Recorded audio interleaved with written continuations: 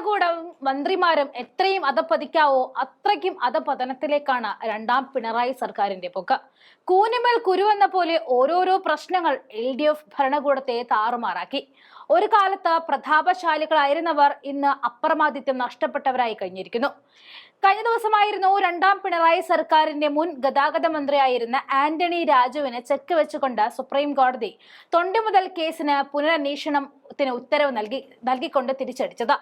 ഇതാ തൊട്ടടുത്ത ദിവസമായി ഇന്ന് അടുത്ത മന്ത്രിക്കും പണി കൊടുത്തിരിക്കുകയാണ്. ഇത്തവണ പണി കിട്ടിയത് സജി ചെറിയാനും പണി കൊടുത്തത് ഹൈക്കോടതിയുമാണ്. വിവാദമായ ഭരണഘടനാ വിരുദ്ധ പരാമർശത്തിൽ സജി ചെറിയാനെതിരെ CBI അന്വേഷണം ആവശ്യപ്പെട്ട് നൽകിയ ഹർജിയിൽ ഹൈക്കോടതി വിധി വന്നിരിക്കുകയാണ്. അഭിഭാഷകനായ ബൈജു M. നോയൽ നൽകിയ ഹർജിയിൽ ജസ്റ്റിസ് ബെച്ചു കുര്യൻ തോമസ് അധ്യക്ഷനായ സിംഗിൾ ബെഞ്ചായിരുന്നു വിധി പറഞ്ഞത്.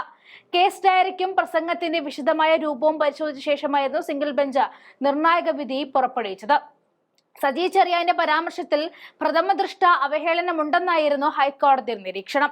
ഭരണസ്വാധീനം ഉപയോഗിച്ച് സജി ചെറിയാൻ കേസ് അട്ടിമറിച്ചു എന്നാണ് ഹർജിയിലെ പ്രധാന ആരോപണം. ഈ സാഹചര്യത്തിലാണ് ഹർജിക്കാരൻ CBI അന്വേഷണത്തിന് ഉത്തരവ് നൽകിയത്.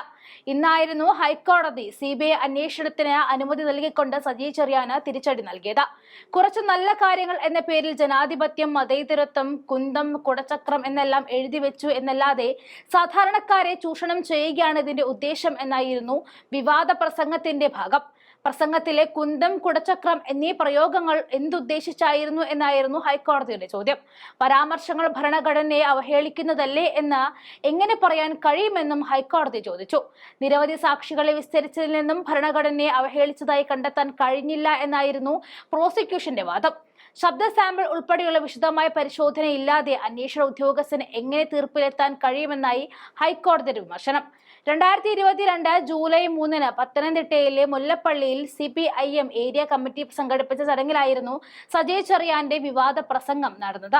തുടർച്ചയായ രണ്ടാം ദിവസമായിരുന്നു LDF മുൻ മന്ത്രിമാർക്ക് തിരിച്ചടി കിട്ടുന്നത് എന്നതാണ് ഏറ്റവും വലിയ കാര്യം.